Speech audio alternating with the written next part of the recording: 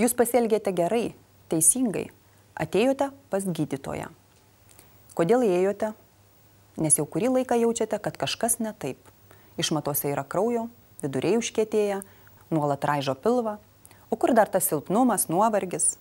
Deja, diagnozė po apžiūros specialių instrumentų, tokie tyrimai vadinami rektoskopija arba kolonoskopija, vėžys.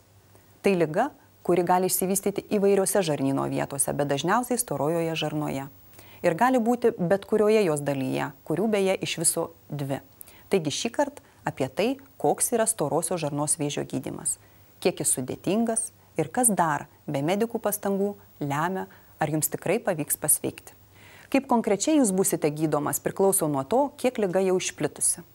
Pagrindinis tiek storosios, tiek plonosios žarnos ankstyvųjų vėžio stadijų gydymas – chirurginis. Paprasčiau tariant, daroma operacija. Jos metu stengiamasi pašalinti visą naviką ir vadinamus sritinius limfmazgius. Operacija pakankama, jei limfmazgių pašalinama bent 10-12. Labai svarbu operuotis toje ligoninėje ir pas tokį chirurgą, kuris turi didelę patirtį operuojant vėžį.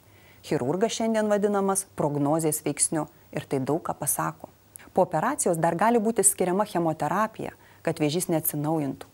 Kadangi tiesioji žarna nejudri, joje esančiam vėžiui gydyti po operacijos arba prieš ją galima skirti spindulinę terapiją, tai yra švitinimą.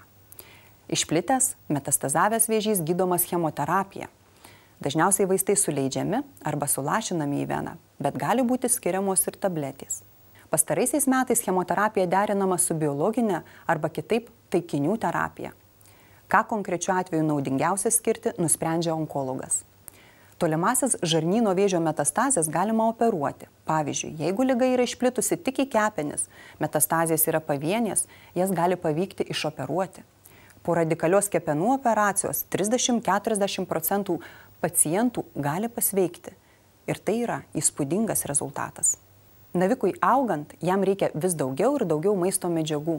Jis siunčia signalus šalia esančioms kraujagyslėms.